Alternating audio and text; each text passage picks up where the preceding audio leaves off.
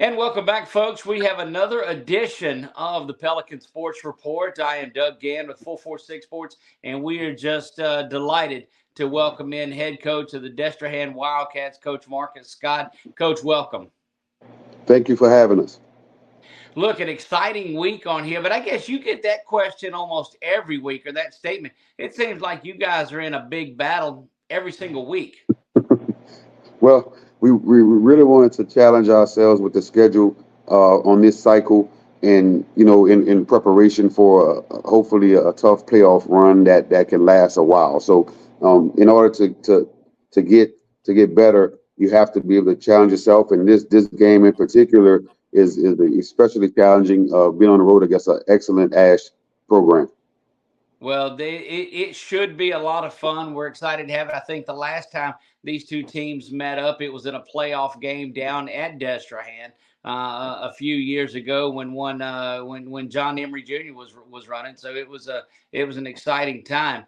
But you guys are just a couple of weeks removed from playing Catholic of Baton Rouge too. So what a start! Correct. And listen, it was a tough game, and ended up losing with probably under 20 seconds left. Right. But that's a playoff level competition, just like Friday night will be, is going to have the feel of a third or fourth round playoff game, and that's what we wanted to put the kids in position to experience.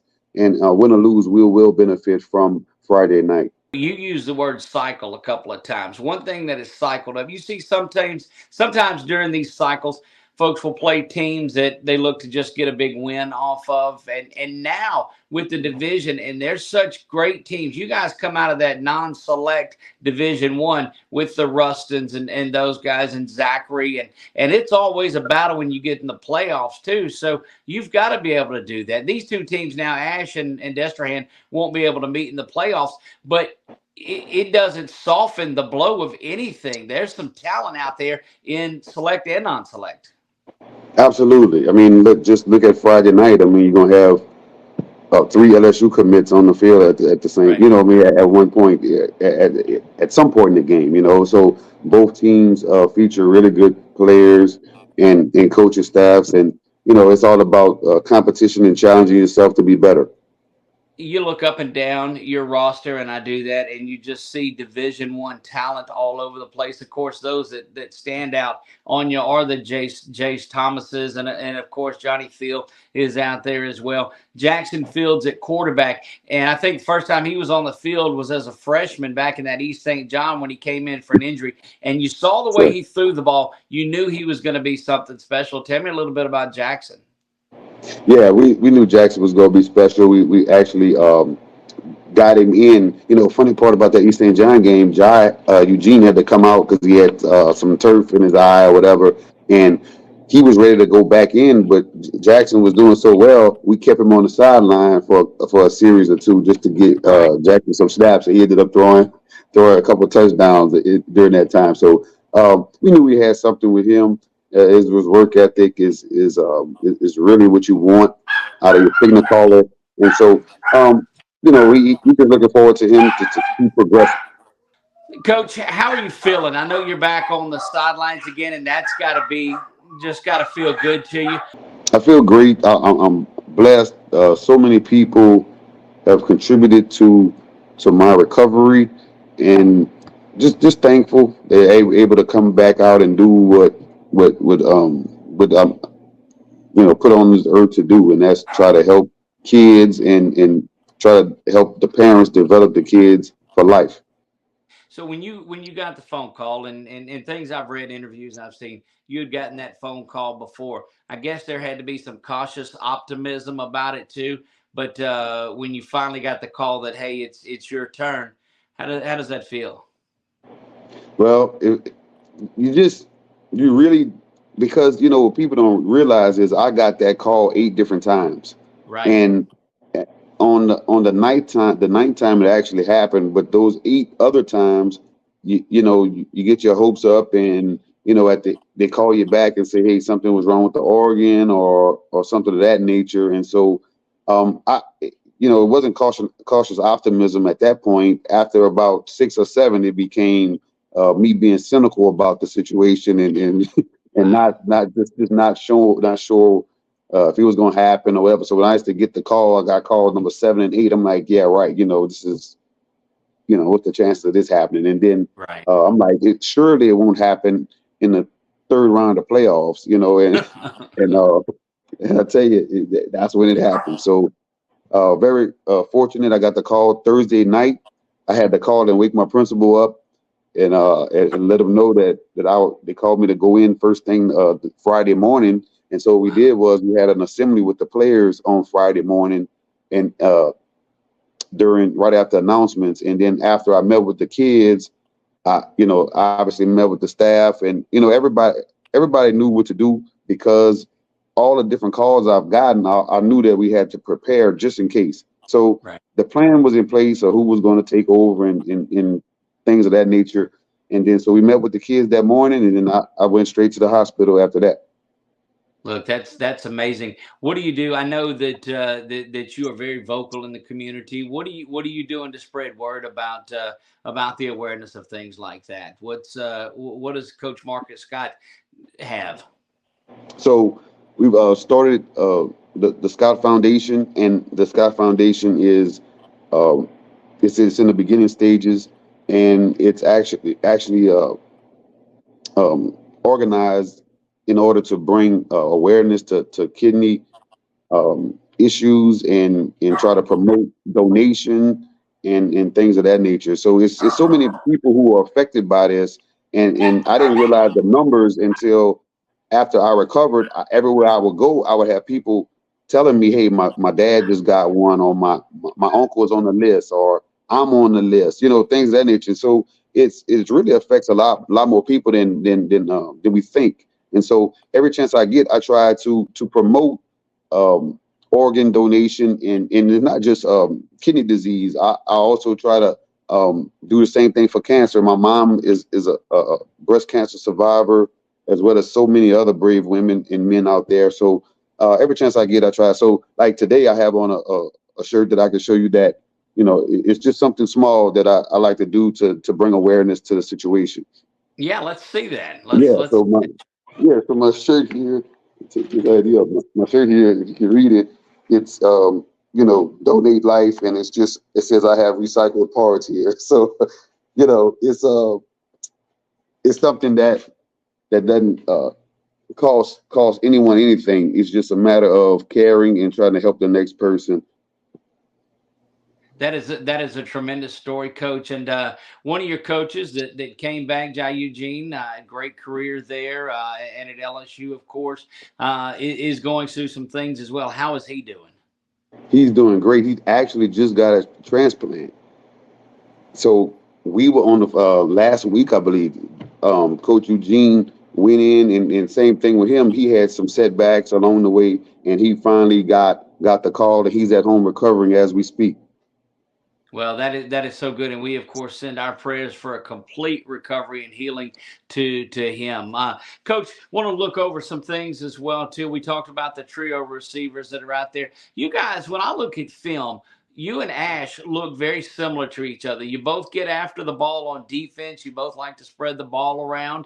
Is that a fair assessment? This is going to be one of the premier matchups this weekend, and quite frankly, all year.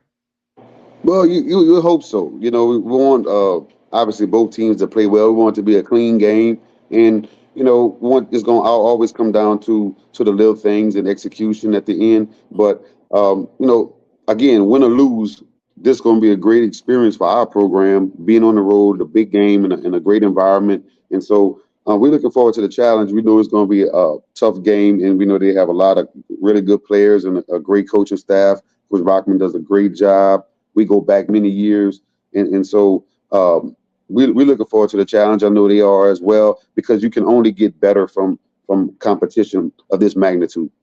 Absolutely, Coach. We saw in that Catholic game in Week One that Fields went down. It looked like with a leg injury and set out the Bonneville game that was on Sunday. It got moved around because of all of the weather that came in, and he was not on the field in that game. How is he for this Friday?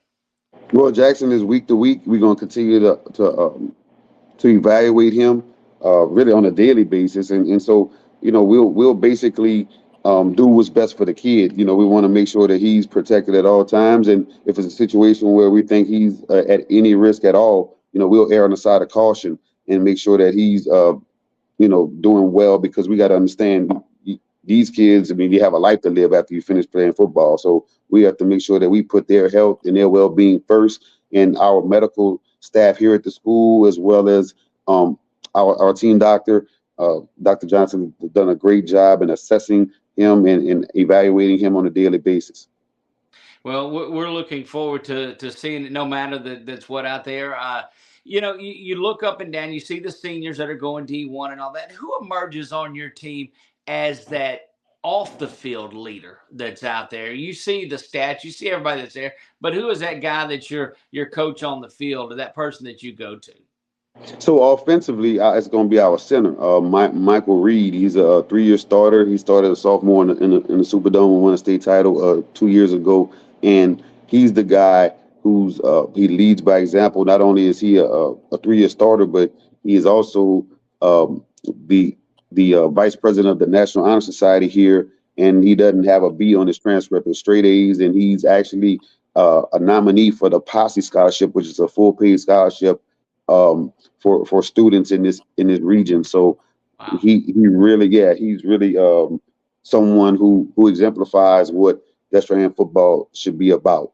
And on defense, our most improved player from the spring was a kid named Blake Brown, who is in his first year starting, and he's really done a really good job of changing his body and getting ready for his senior season. And he really started that process this spring. So those are the two guys who I would point to.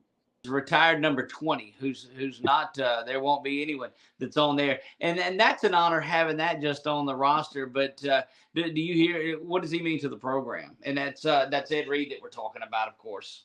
Yeah, listen, it was actually his birthday yesterday, so we wished him a happy birthday. And listen, his locker remains vacant in our locker room. Nobody puts a thing in locker number 20.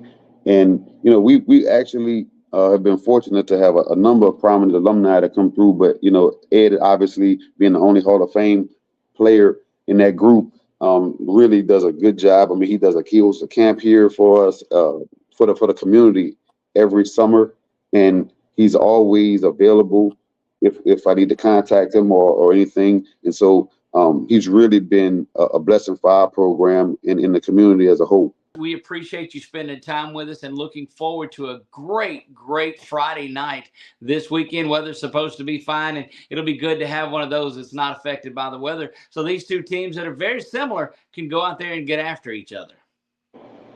Yeah, I mean that's obviously the goal. I mean, the kids practice all year round for 10 opportunities. That's the only thing that's guaranteed. Whereas the other sports, you have basketball, they play games all year round. So does baseball, so does volleyball. A lot of the other sports, soccer, they'll be able to play games year round. Whereas our kids, they practice, you know, all these 8 months just to play four. So that's what makes kids who play football a little different. Although the other kids who participate in extracurriculars and athletics across the board are all special because it takes that level of dedication. But as it relates to uh, playing games and having competition, I think that's what makes football unique because we only get 10 opportunities per year. That's guaranteed. Well, Coach, you talk to a lot of we've talked to a lot of coaches on here, and that's the one thing they agree on is that you don't look ahead to the playoffs. And you guys always that goal is a deep playoff run, but you got to focus on those guaranteed 10. That's for certain. Sure. And in games like this help you get ready for the second half of the season in mainly district play. So you play Catholic, and people don't. A lot of people from the area, from your area, may not know this, but our spring game was against Edna Carr. Our fall scrimmage was against St. Aug, who's gonna do really well in that division, and our jamboree is against Lutcher. So when you play those three, and then you open up with Catholic and then you have a much improved vulnerable team, and then you go to Ash. I mean, you put yourself and you put your team in these situations because you want to see how they're going to respond.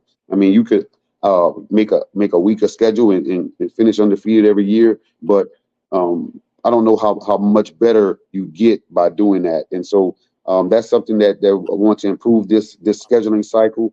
And obviously this is one of the games that that's going to absolutely challenge our program. You talk about that spring game, and you talk about that Edna Carr game, and that's one I believe that's a historic game for you guys. You play it a lot of the time, and I heard you talk about just the number of fans and college coaches and everybody that was in the atmosphere or that was in there, and you don't see that a lot in spring games. Yeah, we like to think that we had the premier spring game in the state. Coach Brown is understood what type of job him and his staff do with that program at Carr, and so these are the situations that we have to put our kids in to challenge them and also challenge us as a staff, and that's the only way we can grow. Is to challenge yourself and push yourself to the limit and play people who are going to push you to the limit and make you execute and make you be at your very best. And if not, it's going to cost you. Well, Coach, there's no doubt why your fighting Wildcats play the way that they do. They receive a lot of that emotion and fire from their head coach. There's no doubt about that. And we thank you for taking time to visit with us today. And look forward to meeting you Friday and seeing you. We're visiting with Destrehan head coach Marcus Scott. The fighting Wildcats will make their way up to Alexandria. Coach Scott, our prayers for a continued recovery for you, and of course for Coach Eugene are there, and we thank you. Thank you very much. And we look forward to seeing you guys on Friday. And make sure you guys have a good night. There you go, Coach. Thank you, guys. Don't forget, pregame starts at 6:30, kickoff at 7 p.m., and we'll see you right here on 446 Sports.